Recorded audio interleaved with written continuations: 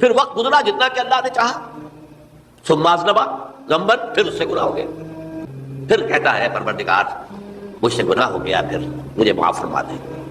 فقال ربہ، اللہ فرماتا ہے میرا بندہ ہے نا جو جانتا ہے کہ اس کا ایک رب ہے، ایمان باللہ اس کے اندر ہے، تبھی تو پکار رہا ہے، اور یہ بھی جانتا ہے کہ وہ گناہ معاف بھی کر سکتا ہے اور چاہے تو پکڑ بھی سکتا ہے، سزا بھی دے سکتا ہے۔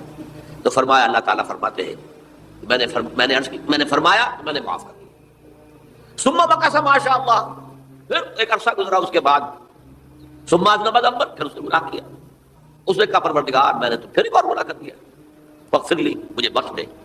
میرا بندہ جانتا ہے نا کہ اس کا ایک رب ہے جسے وہ پکار رہا ہے، اور وہ جانتا ہے کہ اسے اختیار حاصل ہے کہ چاہے تو بخش دے اور چاہے تو پکڑ دے۔